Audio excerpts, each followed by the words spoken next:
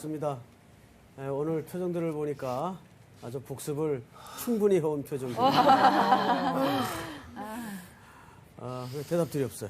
네? 얼굴을 들 수가 없습니다. 강호 학생의 얼굴을 숙입니까? 얼굴을 들 수가 없습니다. 들지 마. 우리 지난주는 4장의 중요한 내용들이 너무 많았기 때문에 두 번에 걸쳐 공부를 했었어요. 보통 이제 사무엘상은 한 장씩 한 주에 나가는데 4장은 두 주에 걸쳐 공부할 만큼 내용들이 중요했죠. 네. 자, 4장 전체를 한번 우리 두 주 분량을 복수를 한번 복수가 아니고 복습을 한번 해보십시다.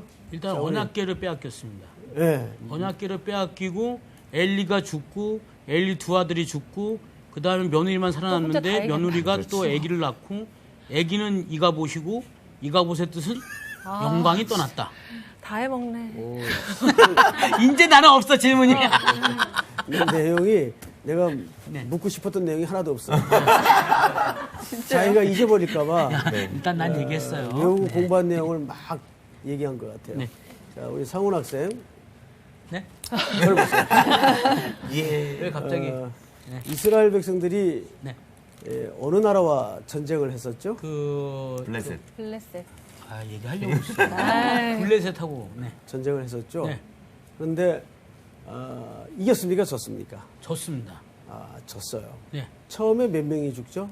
2,000명이 죽습니다. 틀렸죠? 1,000명이었나? 3,000명이 죽습니다. 3,000명입니다. 죄송합니다. 4,000명. 네. 4,000명. 4천, 저도 막 네. 헷갈리네요. 4,000명이 죽어요. 네. 그래서 이스라엘 장로들이 긴급 비상회의를 하죠. 네. 내용이 뭐예요? 법궤를 들고 가자. 법궤를 아니지, 가져와라. 가져가- 실로에서 가져와라. 법궤를 가지고 어, 와서 가져와라. 전쟁을 앞으로 전쟁을 네. 하자. 그런 황당한 네.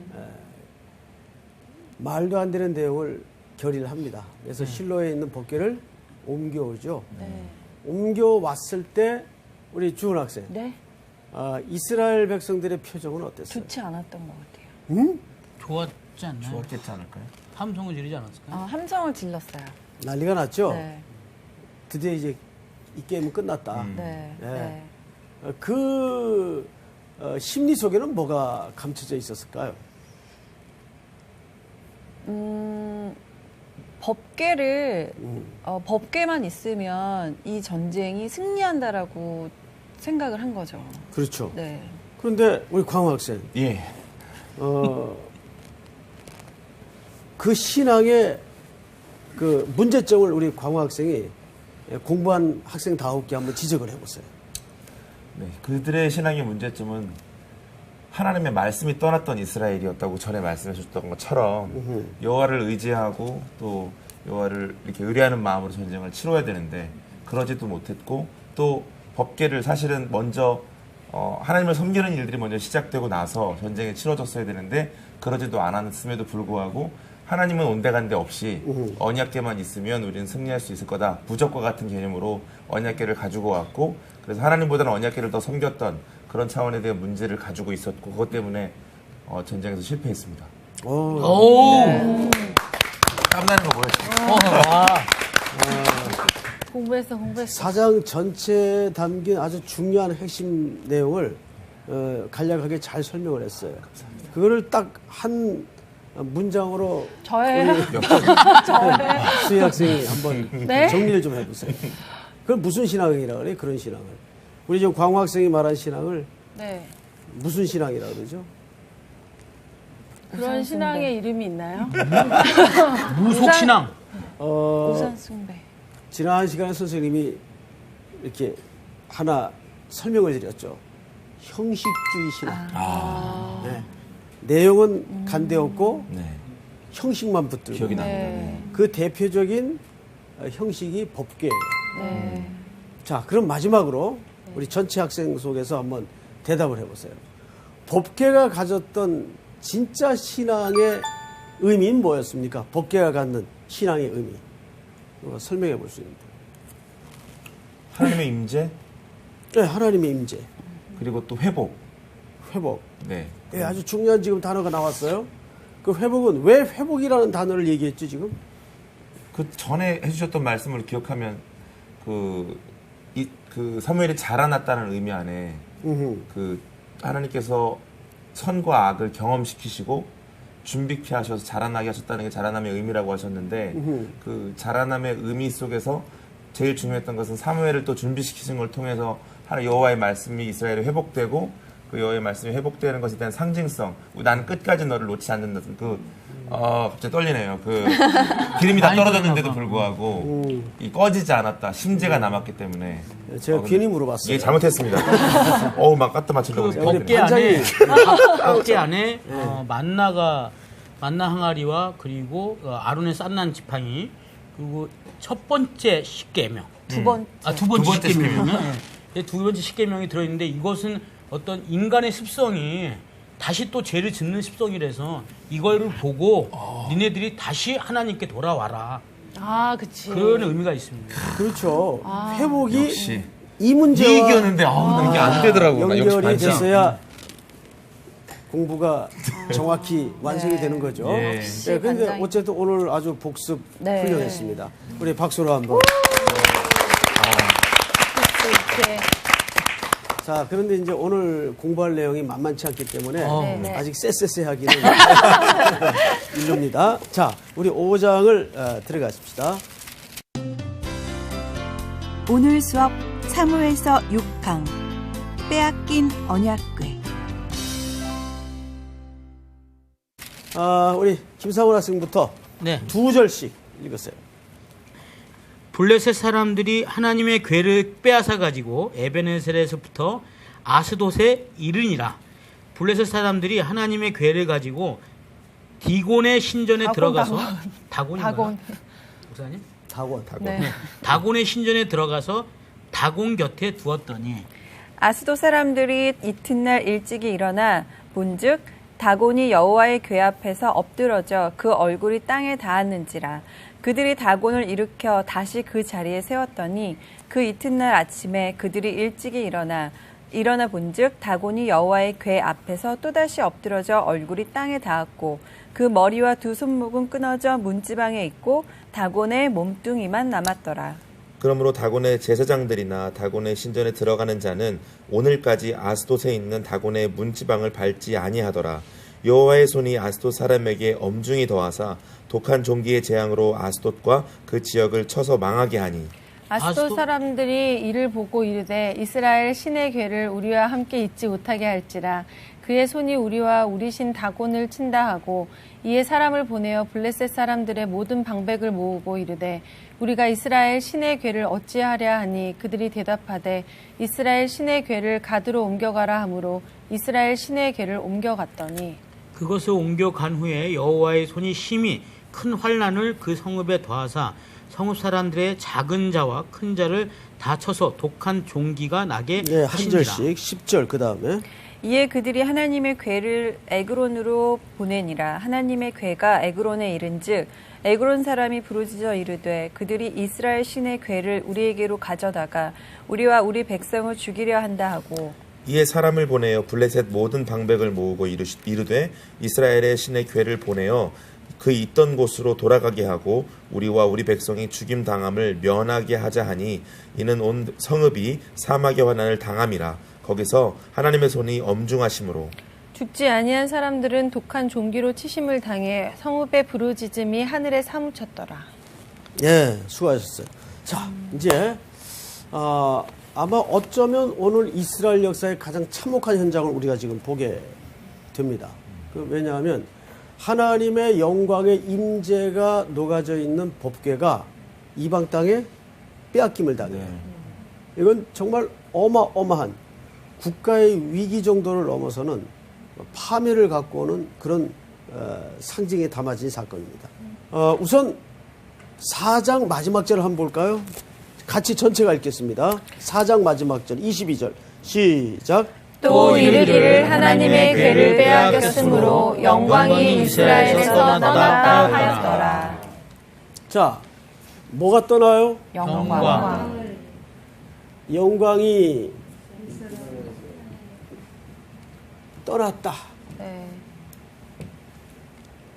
여러분, 영광이 떠났다. 이 말이 갖는 의미가 이가봇이었어요. 이가봇, 영광이 떠났다. 근데 잘 보세요. 영광이 떠나서 지금 오늘 우리가 12절까지 읽어본 바로는 블레셋 땅의 다곤 신전에 마치 그 포로가 되듯이 하나님이 이방 신전 안에 하나님의 그 법궤가 안치됩니다. 자, 근데 이 떠났다라는 말이 갖는 이면의 의미가 있어요. 이면. 보이지 않는. 네? 돌아온다. 그렇죠. 떠났다라는 말 속에는 항상 회복이 전제되어 있어요. 회복이. 근데 이거를 문제는 이스라엘 백성들이 보고 있다는 말일까요? 못 보고 있다는 말일까요? 못 보고 있다. 그래서 이가봇 선언해 버렸어. 하나님의 영광이 떠난 것. 그런데 하나님은 이 떠났다라는 표현 속에 돌아옴을 이미 암시하고 있는 거예요. 그러니까 언제나 이걸 아셔야 돼요. 저는 요즘 이런 생각을 해요. 자, 저를 보세요. 인간은 연약해서 넘어지기도 하고 실수도 하고 깨지기도 해요. 여러분들도 매일 그런 거 겪죠? 네. 자, 그러면 사람은 이렇게 생각을 해요. 내가 실패하면 하나님도 무너지고 하나님도 없어지고 하나님도 실패하는 것처럼 착각을 해요. 근데 그렇진 않아요. 내 인생이 구렁텅이에 굴르고 실패를 하는 것 같아도 하나님은 실패하는 법이 있을까요? 없을까요? 없어요.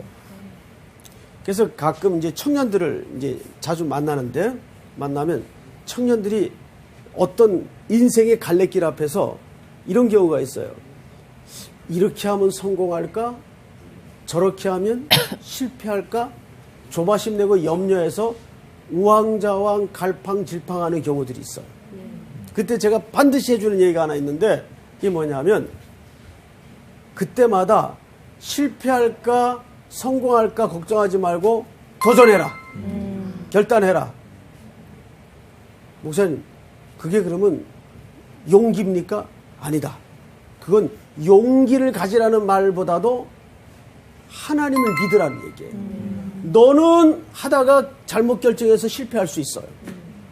그럴 수 있어요, 없어요? 네, 있어요. 어떻게 크리스찬이라고 다 결정하는 일마다 옳은 일을 결정하고 대박나는 일만 결정할 수 있다면 얼마나 좋겠어요.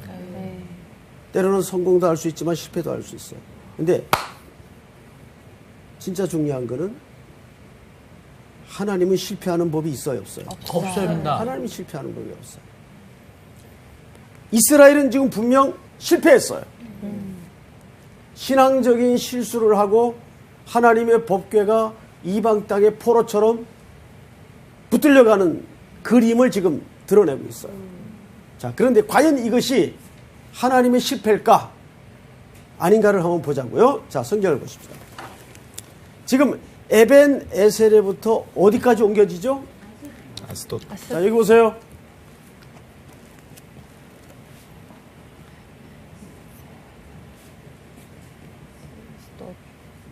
자, 여러분, 저 뒤에 에벤 에셀 뜻이 뭐예요?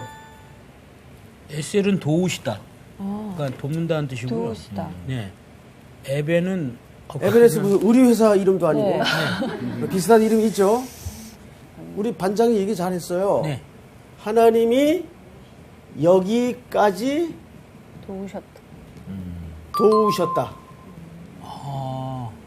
하나님이 여기까지 도우셨다. 근데 잘 보세요. 여기까지 도왔다고 해서 내일을 보장한다는 얘기가 아니에요. 네. 말 그대로 여기까지 도운 거예요.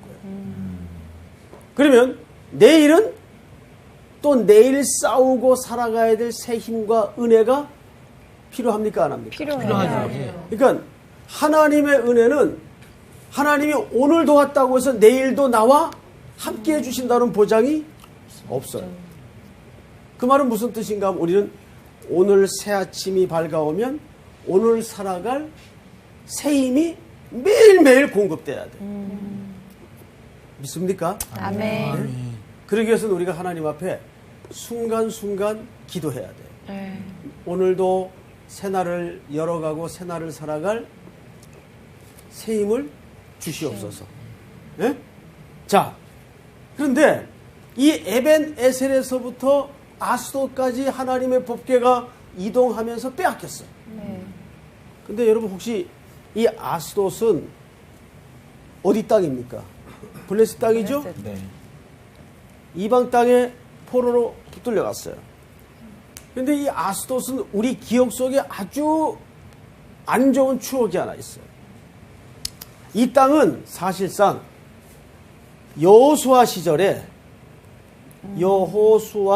시절에 이스라엘 백성들이 불순종함으로 뭡니까? 남겨놓은 땅이에요. 완전히 점령을 해야 되는데 불순종함으로 남겨놓은 땅이에요. 그런데 그 불순종함으로 남겨놓은 땅에 뭡니까? 하나님의 법궤가 빼앗겨서 거기에 안치가 돼요. 이게 제일 무서운 게 뭐냐면 역사예요. 우리가 처음에는 아이 뭐 이까짓 거 대수롭지 않게 생각해서 그냥 순종 안 해요. 요 정도야 뭐. 근데 항상 무서운 게 요 정도야 이까짓 것 남겨두고 순종하지 않았던 삶의 영역 속에 하나님이 대가를 키워놓으세요. 대가를 지불하세요. 그걸 우리는 역사라 그러죠. 얼마나 그런 역사가 많은지 몰라요. 오늘 현장은 이스라엘 백성들에게 그것을 정확하게 확인시켜주는 그림이에요. 자, 성경을 보십시다. 네. 3절, 2절을 보십시다. 블레셋 사람들이 하나님의 궤를 가지고 다곤의 신전에 들어가서 다곤 곁에 두었더니 자, 이 아스돗에 옮겨져서 어디에 하나님의 법궤를 둡니까? 다곤의 신전에 하나님의 법궤를 둬요. 자, 여러분, 이 다곤은 곡식의 신이에요. 말하자면 풍요를 약속하고 보장하는 신이에요. 근데 하나님의 법궤를 모셔다가 이게 다곤 신전이라면 그 옆에다가 떡하니 저 하나님의 법궤를 둬요. 이 행위가 뭘 말하고 싶은 걸까요? 이 행위가 한번 상식적으로 생각을 해봤어요. 근데 뺏어왔잖아요, 법궤를. 그렇죠. 그들이 그거를 또 여호와라고 여호와 신이라고 그들을 또 생각하니까 자기네 또 하나의 신이 생겼다고 이제 생각한 거 아닐까요? 다곤 신 옆에 놔둠으로 인해서. 아니면 다곤한테 우리의 잡혔다, 하나님이. 아, 갑 잡혔다고요? 바로 그 말이에요. 아, 이겼으니까. 이 조수희 학생이 말한 내용과 우리 사훈 학생이 말한 내용이 겹쳐진 내용이에요. 지금 뭐라 그랬었죠, 방금? 제가요? 다시 얘기해봐. 제가요? 선생님 왔다 가셨네. 성령님이 말씀하신 것 같은데. 그들의 신을 우리가 뺏어왔잖아요. 그렇죠. 이겨서 뺏어왔잖아요. 그래서 이제 우리가 섬기는 신 옆에 둠으로써 우리는 이제 두 명의 신을 생겼다, 뭐 이렇게. 예. 저 내용. 그러니까 사훈 씨는 이런 얘기를 했죠, 방금. 네. 다곤의 신이 더 세서 하나님의 신을 포로로 붙들려고. 네, 거예요. 잡혔다. 포로로. 그러니까 다곤 신 옆에다가 하나님의 신의 상징인 법궤를 안치한 것은 우리가 더 세서 너희의 신을 포로로 붙잡아 왔다. 라는 메시지와 함께 그러면 신이 지금 몇 개예요? 두 두 개. 개. 에스컬레이터 현상이 나타나는 상승 효과를 나타나는. 그러니까 두 배의 강력. 능력 있는 신에게 이제 자기들의 풍요와 필요를 구하는 겁니다. 그러니까 두 개의 내용이 겹쳐진 내용이에요. 그런 의미로서 신전 앞에 다곤신 앞에 이제 귀속된 존재로서 여호와의 법궤를 두는 겁니다. 자, 그러면 성경을 보십시다. 3절을 전체 한번 같이 읽읍시다. 시작.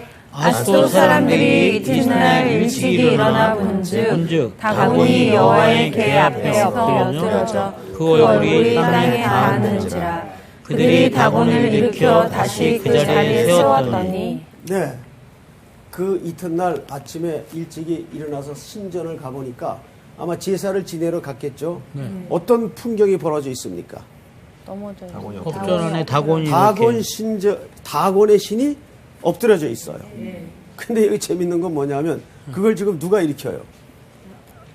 그 저기 사람들이 일으켜요. 사람들이. 네. 아스토 사람들. 그러니까 신이 지금 누구한테 부축을 받고 있어요? 예? 그러네. 사람들한테. 이게 인간의 무지예요. 그리고 그 인간에게 부축받은 신이 또 인간에게 지금 경배를 받고 있어요. 예? 뭔 신이 인간에게 부축을 받고 있어요? 그러니까 우상이라는 건 뭐냐? 간단히 말해서 사람들이 만들어 놓은 거를 수단화하는 거예요. 신이라고. 예? 근데 이 일을 누가 하셨을까요? 하나님이. 자기들이 포로로 붙들어 놨다는 하나님의 능력이 무너뜨린 겁니다. 네. 그러니까 하나님은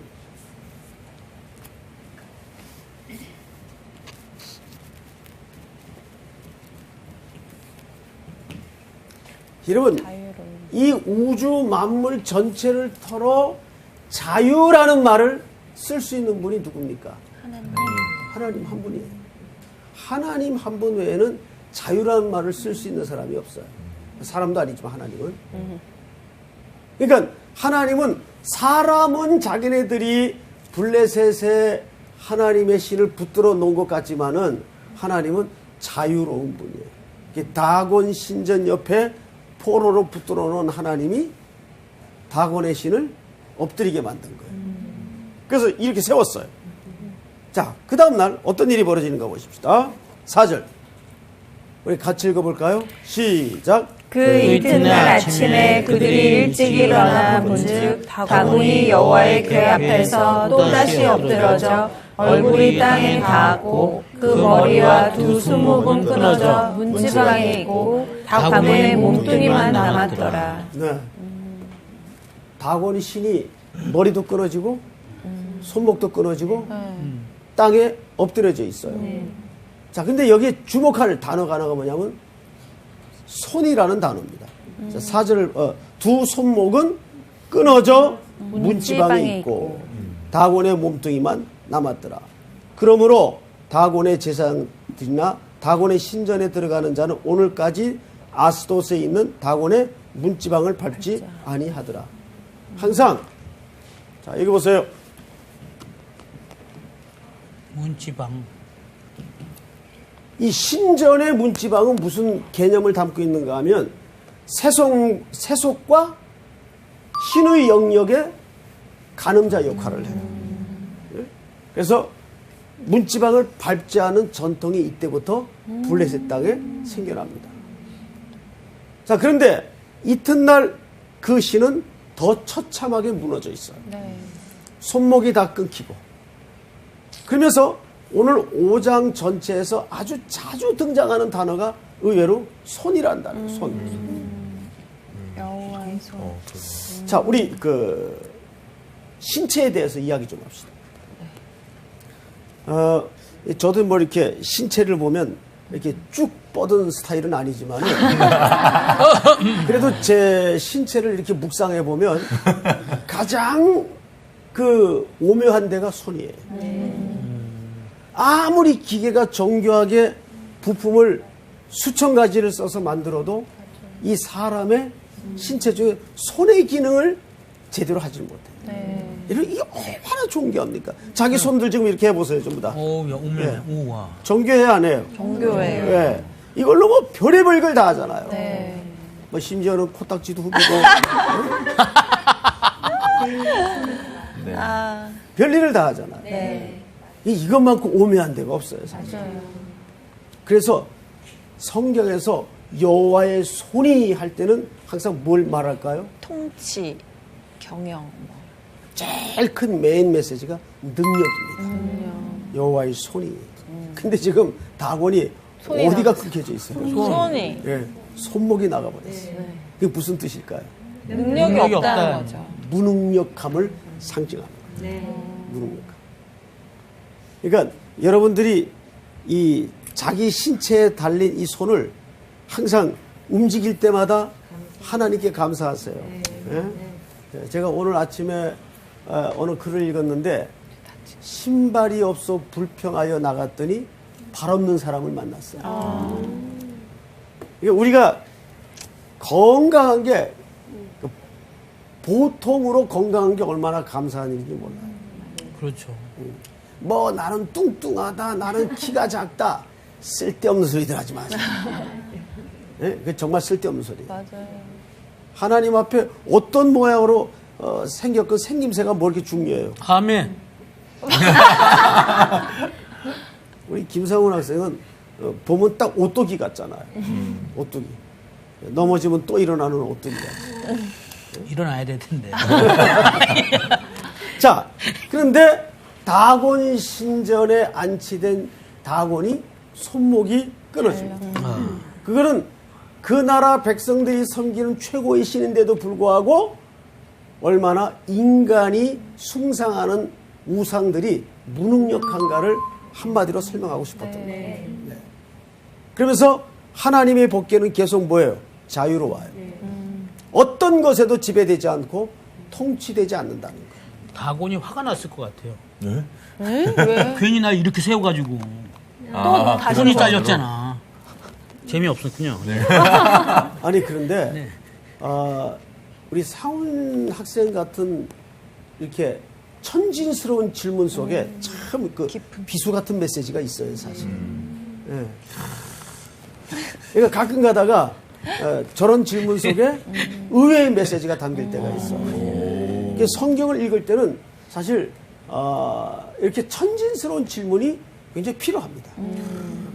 아주 좋은 질문이었어요. 네, 감사합니다. 말이 안 되는 내용이지만 좋은 질문이었어요. 네? 네. 이제 잠이 좀 깼나요? 네. 자, 또 진도 나갑시다. 6절을 우리 상훈 씨가 한번 읽어보세요. 여호와의 손이 아스돗 사람에게 엄중히 더하사 독한 종기의 재앙으로 아스돗과 그 지역을 쳐서 망하게 하니. 자, 여기 중요한 얘기 나옵니다. 여호와의 뭐가? 손이. 아까 손이 뭘 뜻한다고 그랬죠? 능력. 근데 그 여호와의 손이 누구의 손목을 끊어버렸어요? 다곤. 여기 이중적인 메시지가 있는 거예요. 이 다곤의 손목을 끊음으로써 세상 사람들이 숭상하는 우상 숭배의 무능력을 고발하는 동시에 하나님이 무능력해서 이 블레셋 땅에 법궤가 뺏겨온 것이 아니라는 얘기예요. 뭘 말하고 싶었던 걸까요? 이것은 반대편의 이스라엘 백성들을 향한 책망입니다. 사실은 여호와의 손이 짧아 너희를 구원하지 못한 줄 아느냐? 그들이 하나님을 의지하지 않았기 때문에. 하나님을 의지해야 되는데 괴짝만 의지했단 말이에요. 괴짝만 붙들어요. 형식만 붙들었던 형식주의 종교에 이스라엘은 푹 빠져 있었어요. 그것이 가장 중요한 본질적 문제예요. 그리고 우리 지금 한국 그 교회 신앙도 자꾸 이렇게 형식주의적인 신앙으로 흐르는 경향이 지금 있죠. 그래서 우리는 자꾸 형식을 부수어뜨리고 형식을 걷어내고 계속 그리스도의 십자가의 죽으심과 피 흘리심 구속의 본질만 자꾸 우리가 드러내야 됩니다. 아멘. 자, 또 성경을 보십시다. 6절을 다시 보세요. 여호와의 손이 아스돗 사람에게 엄중히 더하사 독한 종기의 재앙으로 아스돗과 그 지역을 쳐서 망하게 해요. 독종이. 그러니까 하나님의 손이 하나님의 능력이 닿는 곳마다 모든 독종이 퍼지기 시작합니다. 그리고 7절을 한번 보십시다. 어떤 경우가 벌어지는가? 자, 7절 다 같이 시작.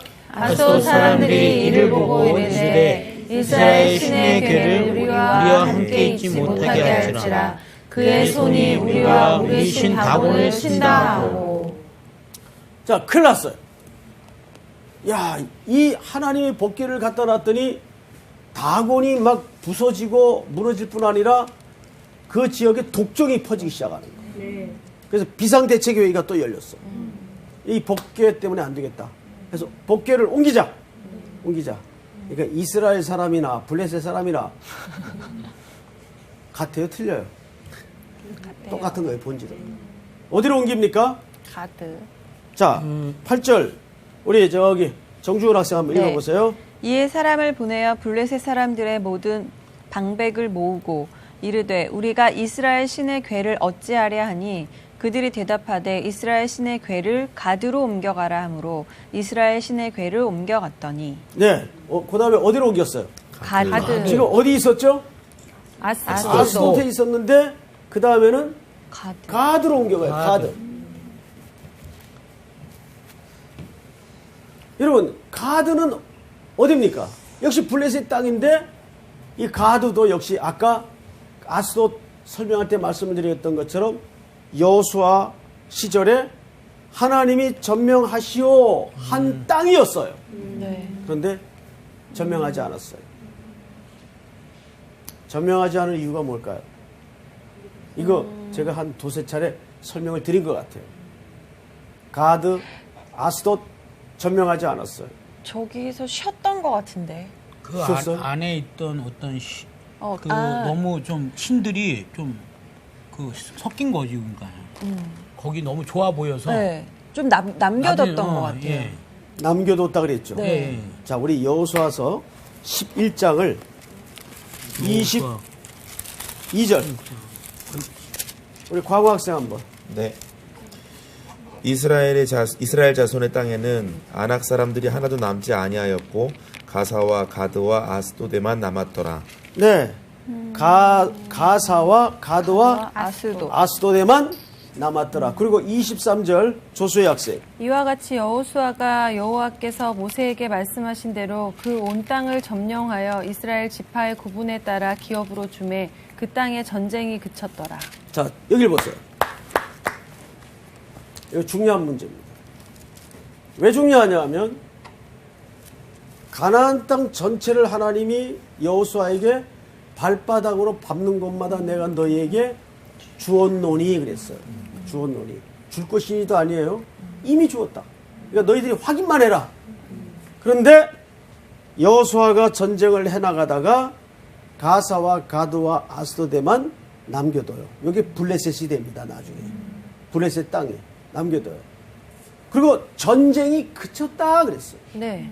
전쟁 끝났어요. 남겨두고. 이유가 뭘까요? 방금 말씀하신 대로 그 지역에는 너무 매력 있는 문화가 많아. 우상숭배와 소위 인간이 만들어 온 그런 화려한 문명이 매력적이에요. 그리고 그것을 이용하고 그것을 활용할 때 너무 좋겠어. 그래서 남겨두는데 요 퍼센트지는 그저 전명한 땅의 비율로 볼 때 99대 1 정도밖에 안 돼. 그러니까 1 정도가 남겨둔 거예요. 그러면 이 1 정도가 이미 전명한 땅에 비해서 이건 너무 비율이 작기 때문에 앞으로 반역을 할 위험도 없고 이거는 힘의 균형상 아무 문제가 안 되겠다고 판단을 한 거예요. 이게 가장 큰 실수예요. 하나님의 일이라는 것은 몇 대 몇이냐 크기의 싸움이 절대 아니에요. 하나님의 일이라는 것은 하나님이 명령한 것은 하는 게 하나님의 순종입니다. 그런데 거기를 힘의 비율과 균형의 의미로 남겨뒀어요. 여기 1밖에 안 돼. 99는 점령을 했어. 앞으로 이거는 아무 문제가 안 돼요. 근데 신앙의 본질이라는 건 그 싸움이 아니에요. 하나님이 하라는 것은 순종해야 되는 게 우리의 삶의 중요한 초점이어야 돼요. 힘의 균형으로 이해로 그거를 남겨뒀습니다. 나중에 이것이 지금 어떻게 일어나고 있어요? 그 땅에 하나님의 법궤가 지금 유랑을 하고 있어요. 유랑을. 근데 여기에 무슨 고발이 함께 있을까요? 불순종했던 이스라엘 백성들을 향한 고발이 지금 함께 주어지고 있는 거예요. 너희들이 오래전 내 명령을 어기고 남겨두었던 이 땅, 거기에 지금 하나님의 영광의 임재가 상징된 법궤가 돌아다니고 있어요. 근데 돌아다니는 형태가 어떤 형태예요? 세상 사람들에게는 포로가 된 형태로 돌아다니고 있어요. 근데 하나님은 그 속에 그 땅의 회복을 감춰놓는 거죠. 얼마나 역설이에요. 그러니까 하나님은 한 사건 속에 이중적 메시지를 감추어 놓을 때가 많아. 그러니까 지금 하나님의 복귀는 아스돗에서 가드 땅으로. 근데 가드에서는 유명한 사람이 일어났죠. 골리앗. 골리앗은 키가 얼마나 돼요? 2m. 3m. 3m요? 그 당시 수치로 3m. 그러니까 거의 저의 2배. 거의. 2배? 거의. 왜 놀라세요? 요즘 우리 한국 남자들 평균 키가 많이 커졌죠? 네. 네. 평균 키가 몇인지 아세요? 한국 남자들 요즘? 모르겠는데. 1m 73. 아, 말도 안 돼. 말도 안 돼. 그냥. 저희 중고등학교 때는 제 키가 평균이었어요. 그런데 요즘은 엄청나게 크더라고요. 근데 골리앗은 거의 3m 가까워요. 가드에서 남겨놓은 땅에서 그 어마어마한 골리앗이 일어납니다. 그 골리앗이 초대왕 사울을 얼마나 조롱했습니까? 근데 그것을 결정적으로 꺾었던 인물이 누굽니까? 다윗이 꺾을 때 유명한 고백 하나를 던지고 꺾어요. 그 고백 기억하는 사람. 자기가 얘기해봐. 네? 자꾸 남한테 미루지 말고. 여호와의 이름으로 너랑 싸우러 왔다. 비슷한 얘기를 했죠? 네. 근데 틀렸어요. 네가 감히 나의 신을 조롱해? 할례 없는 백성이 여호와의 군대를 모독하는 거예요. 잘 보세요. 네. 다윗의 그 얘기가 왜 중요하냐 하면 다윗은 이 싸움을 크기의 싸움으로 보지 않았다는 거예요. 신장이 중후장대해도 그 크기의 위력 앞에 다윗이 크기로 보지 않았다는 거예요. 이걸 누구의 싸움으로 봤어요? 하나님의 싸움. 그렇지. 하나님의 싸움으로 본 거예요. 이게 우리 신앙의 가장 중요한 실수할 수 있는 문제. 그러니까 오늘 한국교회나 우리 신앙 속에는 크기의 우상으로부터 자유로워야 돼요. 아멘. 모든 세상의 가치와 철학과 논리가 크기의 싸움이에요. 아파트 평수부터 크기 싸움을 하잖아요. 맞습니다. 결국 그 싸움이에요. 누구 자리가 높냐? 높이의 싸움과 크기의 싸움이에요. 그 상징적 인물이 골리앗인데 하나님의 백성이 그 크기와 높이 앞에서 벌벌 떨고 있잖아요. 다윗이 한 방에 그 초점을 잘 짚었죠. 이 전쟁은 하나님께 속한 것이다. 하나님이 하시는 전쟁이다. 오늘 결국 이 5장의 이야기도 그 얘기를 하고 싶은 거예요. 네? 이스라엘 백성들이 형식의 싸움에 실패한 결과물 아닙니까? 그래서 표면적으로는 하나님의 법궤가 이방 땅에 포로로 돌아다니고 있어요, 지금. 근데 하나님은 일면 어떤 메시지를 그 자유로운 유랑 속에 감추고 있죠? 너희가 크기의 싸움에 걸려 남겨놓았던 불순종의 땅에 하나님의 영광의 임재가 상징된 법궤가 지금 확인하고 있는 거예요. 역사가 얼마나 무서워요. 여러분, 크기와 높이의 싸움의 우상으로부터 자유로워야 돼요. 네. 그리고 무슨 본질에? 하나님이라는 본질에 우리가 집착할 때, 초점을 맞출 때 우리는 진정 하나님만큼이나 그분 안에서 자유로울 수가 있는 겁니다. 네. 믿습니까? 네. 아멘. 오늘 공부 끝. 수고하셨습니다. 감사합니다.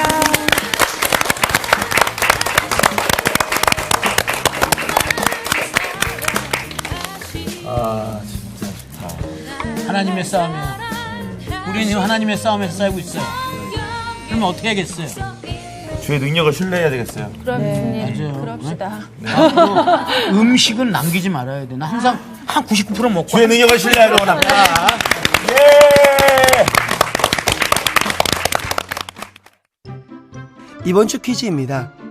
블레셋은 이스라엘에게서 빼앗은 법궤를 처음에 아스돗에 어느 신전에 두었나요? 1번 바알의 신전, 2번 에그론의 신전, 3번 다곤의 신전. 정답을 아시는 분은 CBS 성서학당 홈페이지에 정답을 올려주시거나 우편으로 보내주시면 됩니다. 보내실 곳은 서울특별시 양천구 목동 서로 159의 1번지 CBS 성서학당 담당자 앞입니다. 연락처를 꼭 남겨주세요. 선정되신 분들에게는 대한성서공회에서 성경, 송태근 선생님의 내가 어디 있느냐, 하나님이 꿈꾸는 교회, 김기석 선생님의 오래된 새길, 신우인 선생님의 땅과 하늘의 갈림길에서, 구미정 선생님의 두 글자로 신학하기 가운데 하나를 드립니다.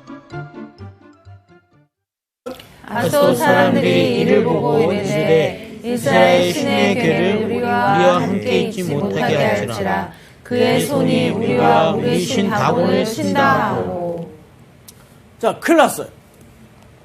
야, 이 하나님의 법궤를 갖다 놨더니 다곤이 막 부서지고 무너질 뿐 아니라 그 지역에 독종이 퍼지기 시작하는 거예요. 그래서 비상대책회의가 또 열렸어. 이 법궤 때문에 안 되겠다. 그래서 법궤를 옮기자. 그러니까 이스라엘 사람이나 블레셋 사람이나 같아요, 틀려요? 똑같은 거예요, 본질은. 어디로 옮깁니까? 가드. 자, 8절. 우리 저기 정주원 학생 한번 읽어보세요. 이에 사람을 보내어 블레셋 사람들의 모든 방백을 모으고 이르되 우리가 이스라엘 신의 궤를 어찌하랴 하니 그들이 대답하되 이스라엘 신의 궤를 가드로 옮겨가라 하므로 이스라엘 신의 궤를 옮겨갔더니. 네, 그 다음에 어디로 옮겼어요? 가드. 지금 어디 있었죠? 아스돗에 있었는데 그 다음에는 가드로 옮겨가요. 가드. 여러분, 가드는 어디입니까?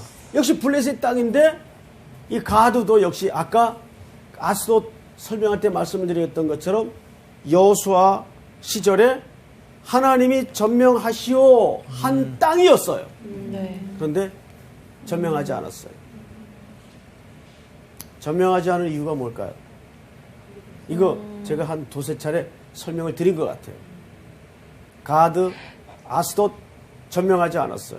저기서 쉬었던 것 같은데. 그 안에 있던 어떤 너무 좀 신들이 좀 그 섞인 거지, 그러니까. 거기 너무 좋아 보여서. 네. 좀 남겨뒀던 것 같아요. 예. 남겨뒀다 그랬죠. 네. 자, 우리 여호수아서 11장을 22절. 우리 과거 학생 한번. 네. 이스라엘 자손의 땅에는 아낙 사람들이 하나도 남지 아니하였고 가사와 가드와 아스도데만 남았더라. 네. 가사와 가드와 아스도데만 남았더라. 그리고 23절 조수의 학생. 이와 같이 여호수아가 여호와께서 모세에게 말씀하신 대로 그 온 땅을 점령하여 이스라엘 지파의 구분에 따라 기업으로 주매 그 땅에 전쟁이 그쳤더라. 자, 여길 보세요. 이거 중요한 문제입니다. 왜 중요하냐 하면 가나안 땅 전체를 하나님이 여호수아에게 발바닥으로 밟는 곳마다 내가 너희에게 주었노니 그랬어요. 주었노니. 줄 것이니도 아니에요. 이미 주었다. 그러니까 너희들이 확인만 해라. 그런데 여호수아가 전쟁을 해나가다가 가사와 가드와 아스도데만 남겨둬요. 여기 블레셋이 됩니다. 나중에. 블레셋 땅에 남겨둬요. 그리고 전쟁이 그쳤다 그랬어요. 네. 전쟁 끝났어요. 남겨두고. 이유가 뭘까요? 방금 말씀하신 대로 그 지역에는 너무 매력 있는 문화가 많아. 우상숭배와 소위 인간이 만들어 온 그런 화려한 문명이 매력적이에요. 그리고 그것을 이용하고 그것을 활용할 때 너무 좋겠어. 그래서 남겨두는데 이 퍼센트지는 그저 전명한 땅의 비율로 볼 때 99대 1 정도밖에 안 돼. 그러니까 1 정도가 남겨둔 거예요. 그러면 이 1 정도가 이미 전명한 땅에 비해서 이건 너무 비율이 작기 때문에 앞으로 반역을 할 위험도 없고 이거는 힘의 균형상 아무 문제가 안 되겠다고 판단을 한 거예요. 이게 가장 큰 실수예요. 그러나 하나님의 일이라는 것은 몇 대 몇이냐 크기의 싸움이 절대 아니에요. 하나님의 일이라는 것은 하나님이 명령한 것은 하는 게 하나님의 순종입니다. 그런데 거기를 힘의 비율과 균형의 의미로 남겨뒀어요. 여기 1밖에 안 돼. 99는 점령을 했어. 앞으로 이거는 아무 문제가 안 돼요. 근데 신앙의 본질이라는 건 그 싸움이 아니에요. 하나님이 하라는 것은 순종해야 되는 게 우리의 삶의 중요한 초점이어야 돼요. 힘의 균형으로 이해로 그거를 남겨뒀습니다. 나중에 이것이 지금 어떻게 일어나고 있어요? 그 땅에 하나님의 법궤가 지금 유랑을 하고 있어요. 유랑을. 근데 여기에 무슨 고발이 함께 있을까요?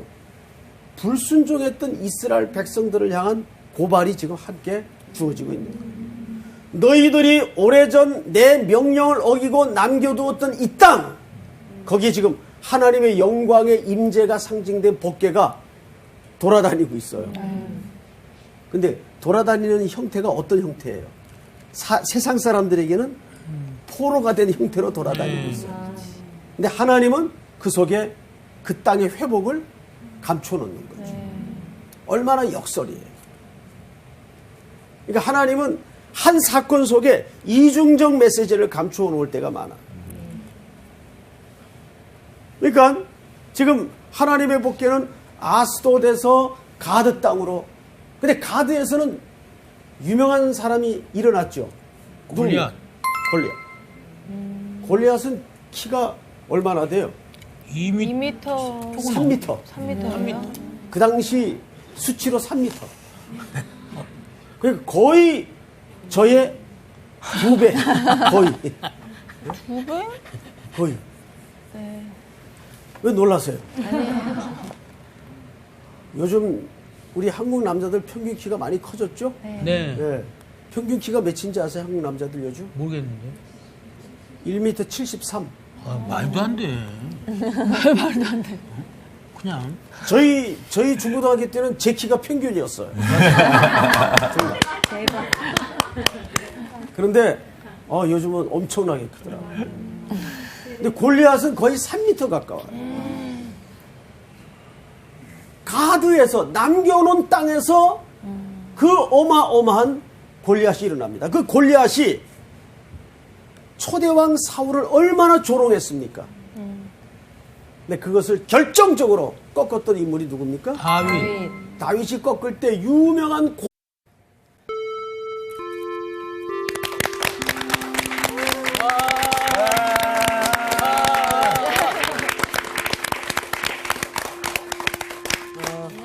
잘 지내셨어요? 안녕하세요. 반갑습니다.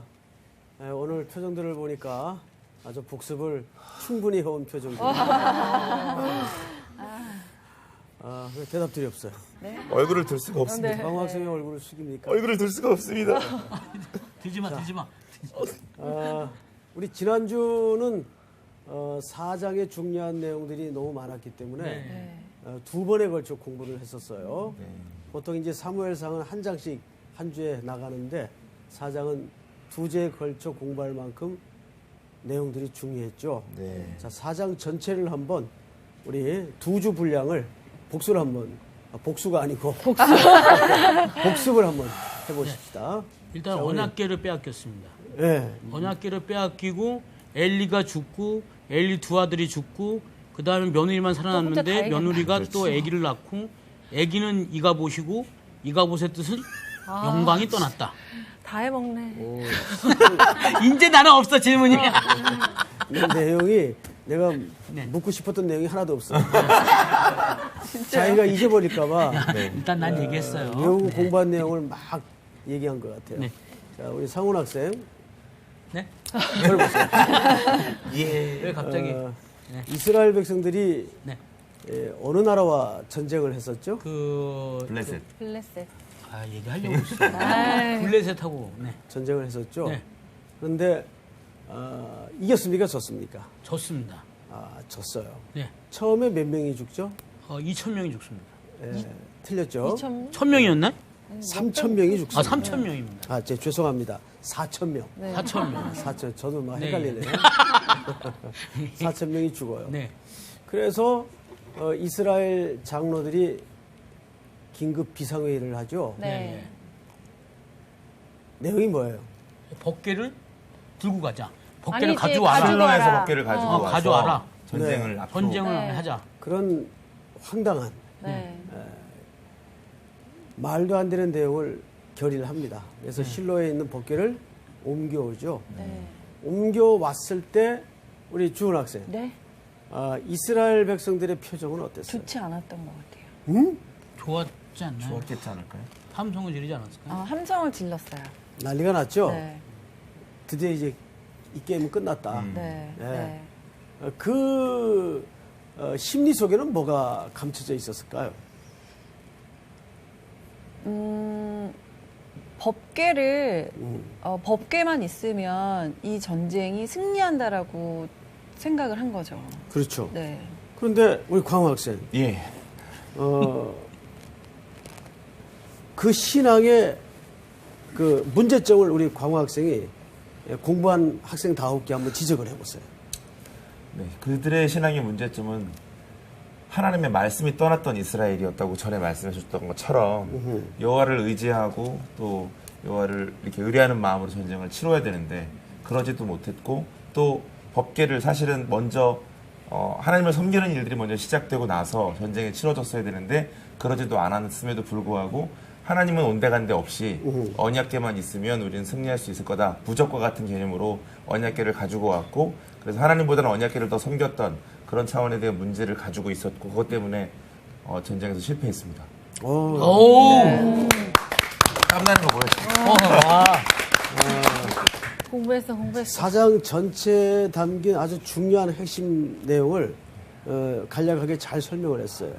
그거를 딱 한 문장으로 저예요? 수희 학생이 한번 네? 정리를 좀 해보세요.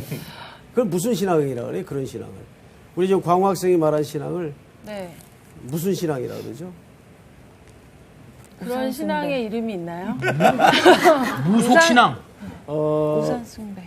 지난 시간에 선생님이 이렇게 하나 설명을 드렸죠.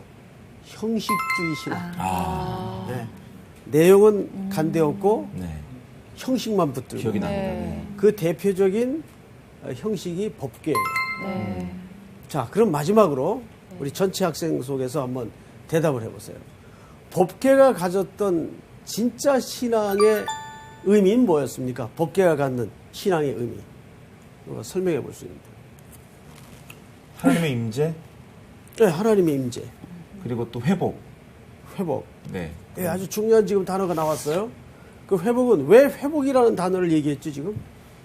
그 전에 해주셨던 말씀을 기억하면 그 사무엘이 자라났다는 의미 안에 그 하나님께서 선과 악을 경험시키시고 준비케 하셔서 자라나게 하셨다는 게 자라남의 의미라고 하셨는데 그 자라남의 의미 속에서 제일 중요했던 것은 사무엘을 또 준비시키신 걸 통해서 하나님 여호와의 말씀이 이스라엘에 회복되고 그 여호와의 말씀이 회복되는 것에 대한 상징성, 나는 끝까지 너를 놓지 않는다.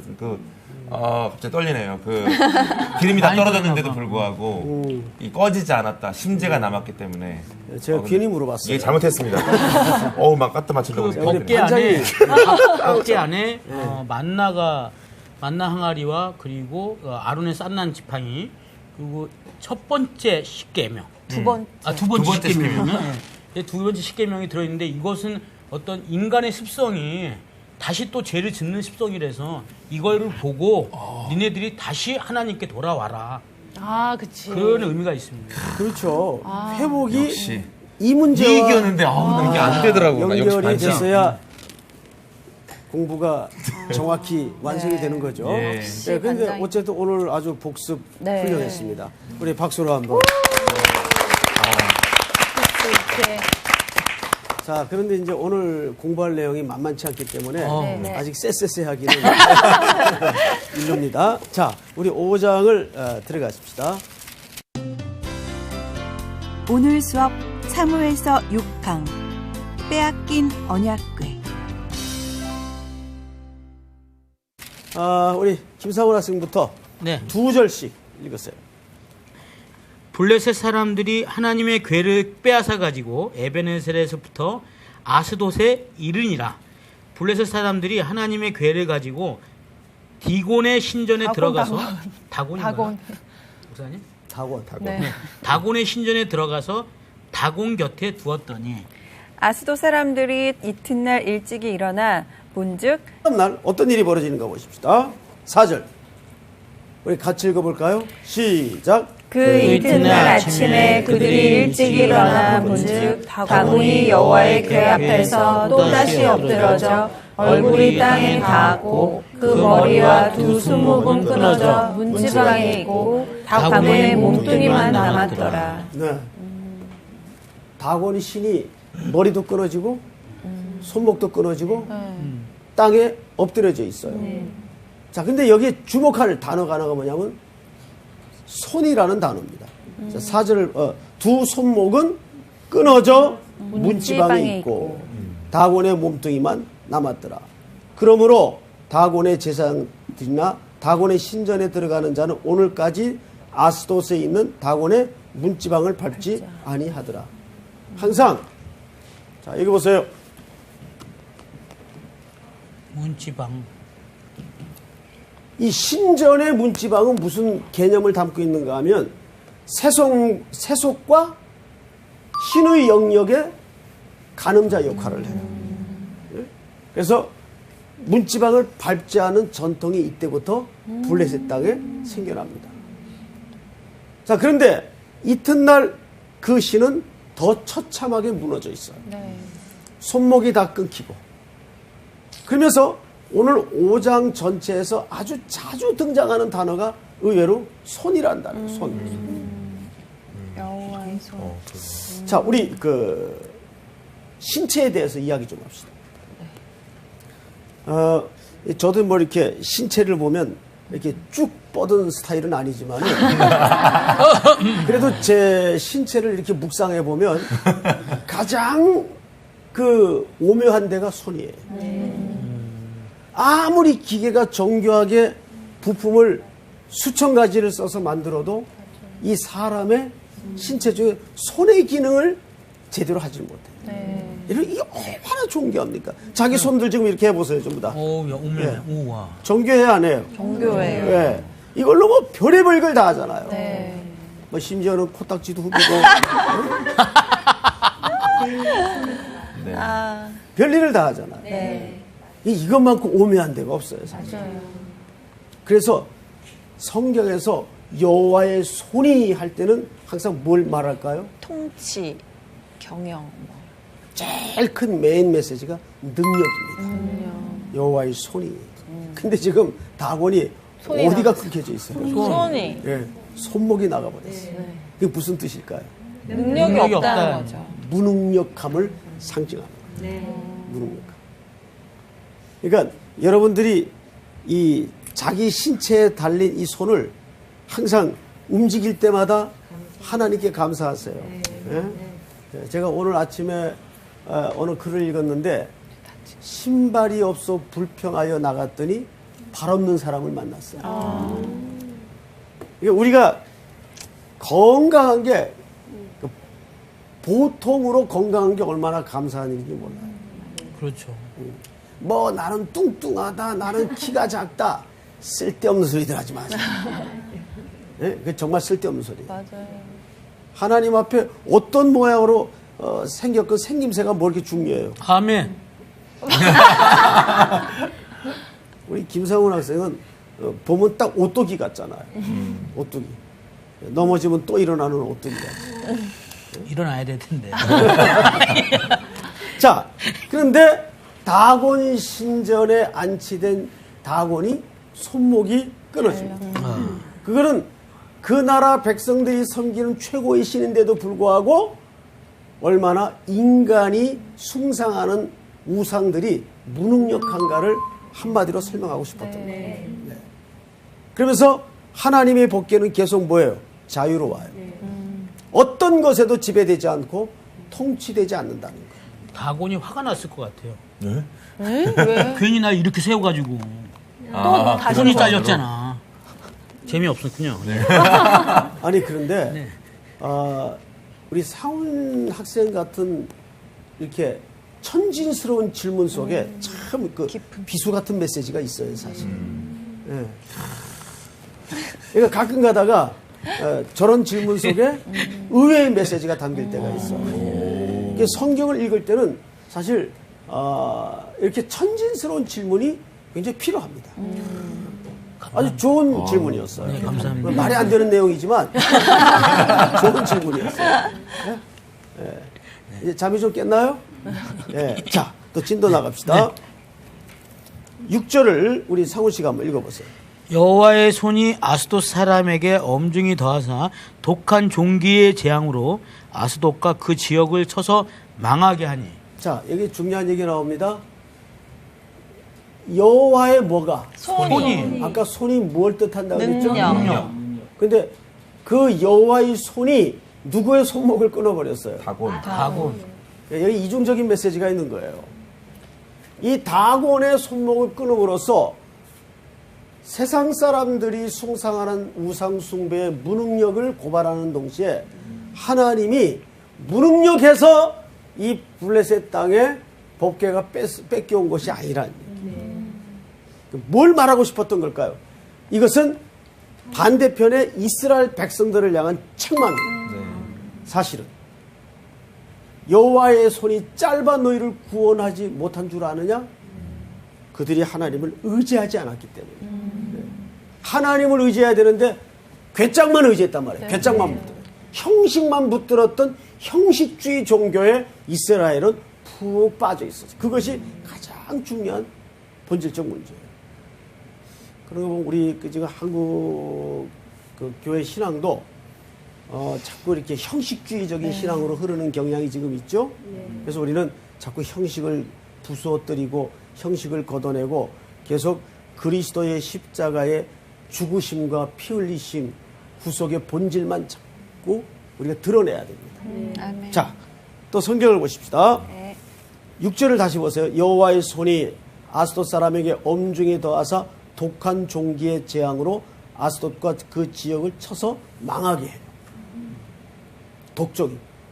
그러니까 하나님의 손이 하나님의 능력이 닿는 곳마다 모든 독종이 퍼지기 시작합니다. 그리고 7절을 한번 보십시다. 어떤 경우가 벌어지는가? 자, 7절 다 같이 시작. 다곤이 여호와의 궤 앞에서 엎드러져 그 얼굴이 땅에 닿았는지라.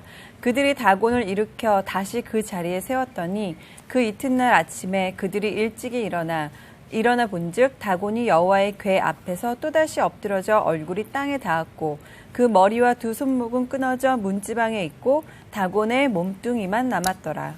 그러므로 다곤의 제사장들이나 다곤의 신전에 들어가는 자는 오늘까지 아스돗에 있는 다곤의 문지방을 밟지 아니하더라.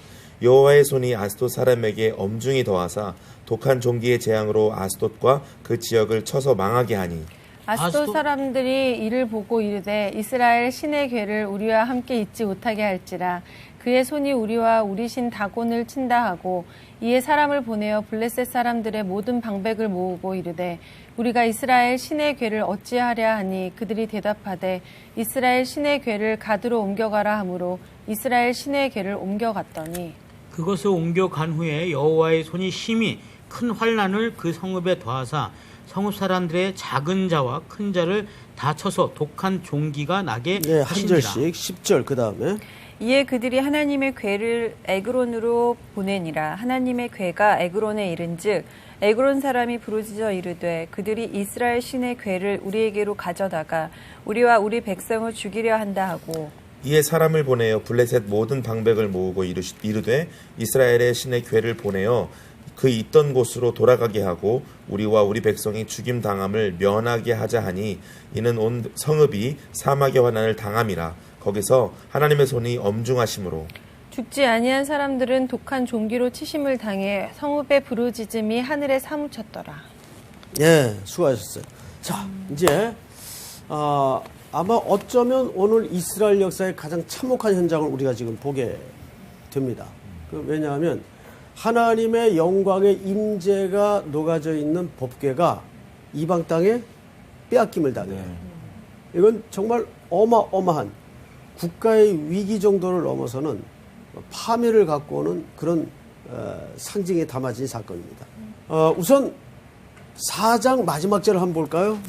같이 전체가 읽겠습니다. 4장 마지막 절 22절 시작. 또 이르기를 하나님의 궤를 빼앗겼으므로 영광이 이스라엘에서 떠났다 하였더라. 자, 뭐가 떠나요? 영광이 떠났다. 네.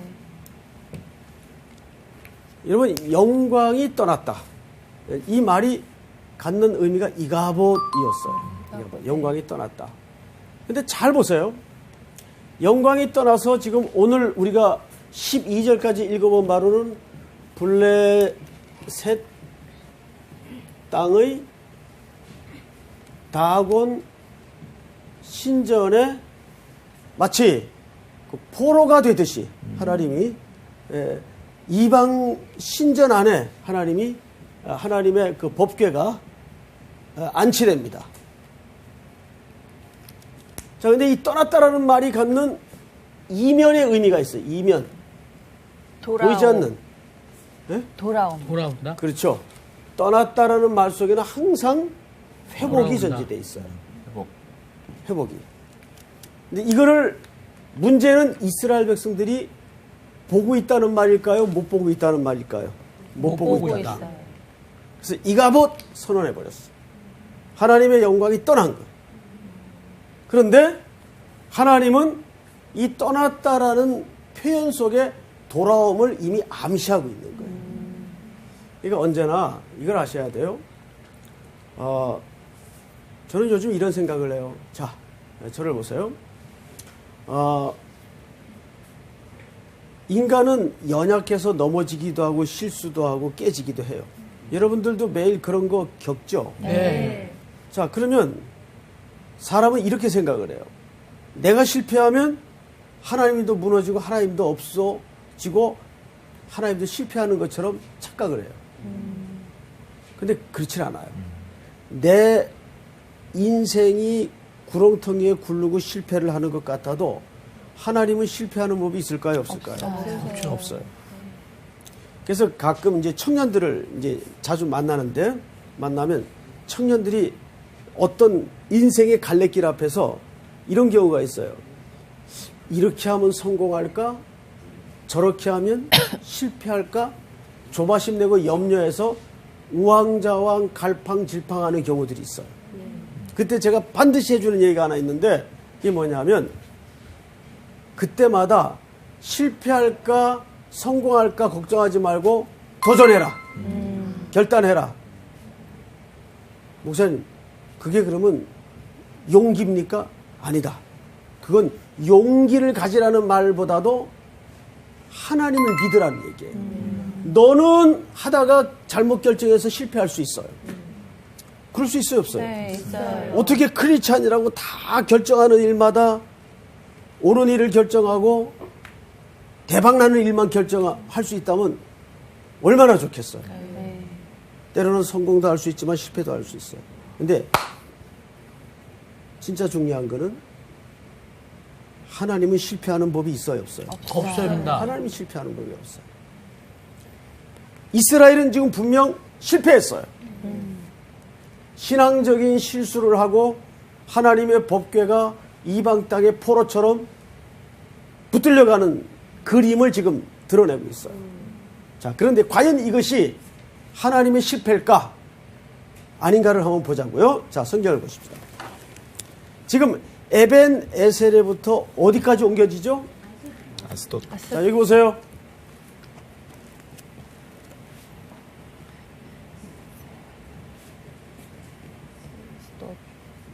자, 여러분, 저 뒤에 에벤 에셀 뜻이 뭐예요? 에셀은 도우시다. 그러니까 돕는다는 뜻이고요. 도우시다. 네. 에벤은 에베레스 무슨 의류회사 이름도 아니고 비슷한 이름이 있죠. 우리 반장이 얘기 잘했어요. 네.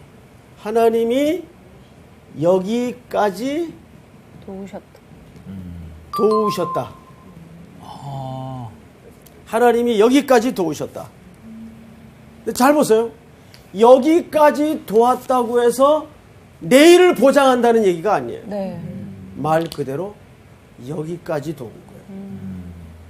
그러면 내일은 또 내일 싸우고 살아가야 될 새 힘과 은혜가 필요합니까? 안 합니까? 필요하죠. 예. 그러니까 하나님의 은혜는 하나님이 오늘 도왔다고 해서 내일도 나와 함께 해주신다는 보장이 없어요. 그 말은 무슨 뜻인가 하면 우리는 오늘 새 아침이 밝아오면 오늘 살아갈 새 힘이 매일매일 공급돼야 돼요. 믿습니까? 아멘. 그러기 위해서는 우리가 하나님 앞에 순간순간 기도해야 돼요. 네. 오늘도 새날을 열어가고 새날을 살아갈 새 힘을 주시옵소서. 예? 자, 그런데 이 에벤 에셀에서부터 아스돗까지 하나님의 법궤가 이동하면서 빼앗겼어요. 네. 근데 여러분 혹시 이 아스돗은 어디 땅입니까? 블레셋 땅이죠? 네. 이방 땅에 포로로 붙들려 갔어요. 그런데 이 아스돗은 우리 기억 속에 아주 안 좋은 추억이 하나 있어요. 이 땅은 사실상 여호수아 시절에 이스라엘 백성들이 불순종함으로 뭡니까? 남겨놓은 땅이에요. 완전히 점령을 해야 되는데 불순종함으로 남겨놓은 땅이에요. 그런데 그 불순종함으로 남겨놓은 땅에 뭡니까?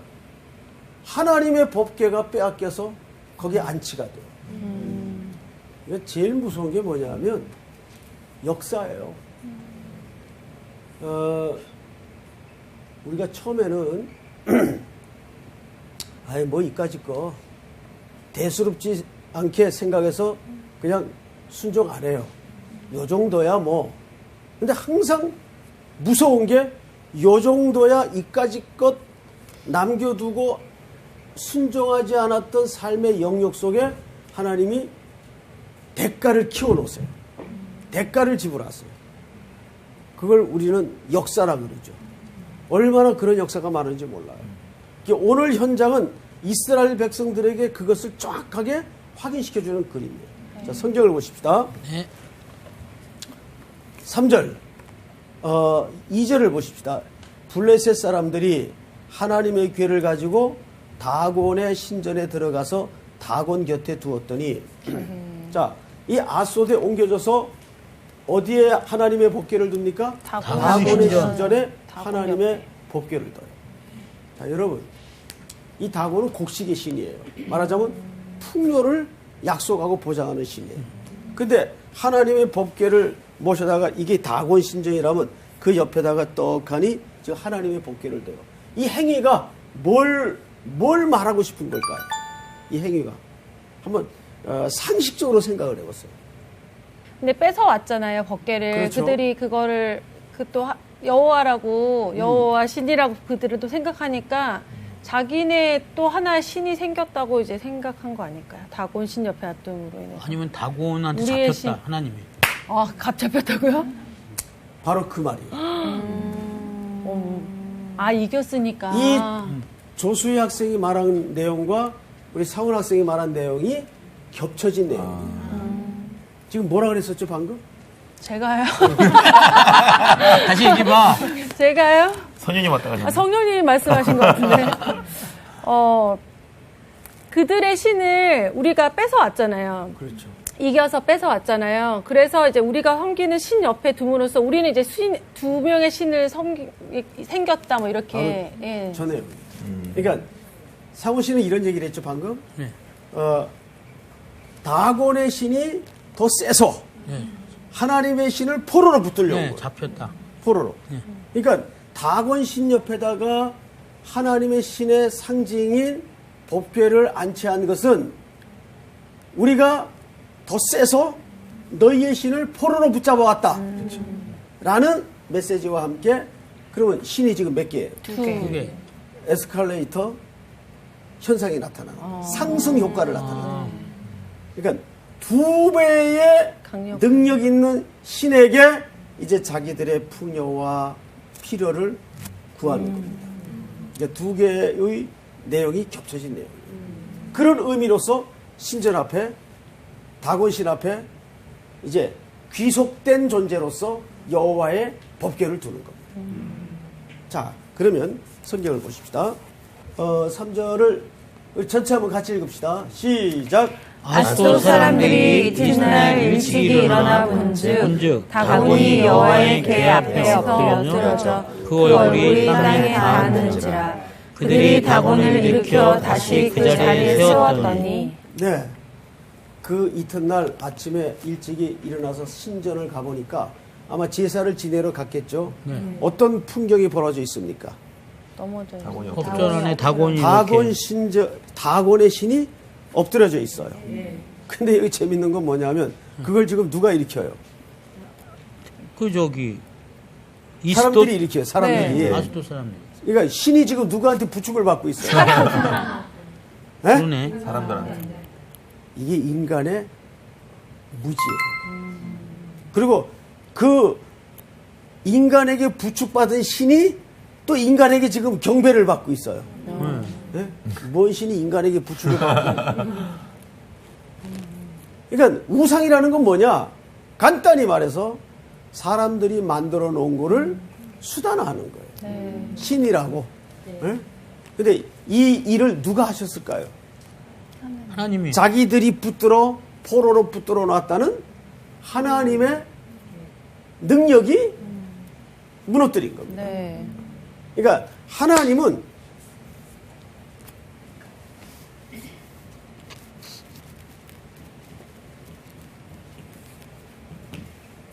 여러분 이 우주 만물 전체를 털어 자유라는 말을 쓸 수 있는 분이 누굽니까? 하나님 한 분이에요. 하나님 한 분 외에는 자유라는 말을 쓸 수 있는 사람이 없어요.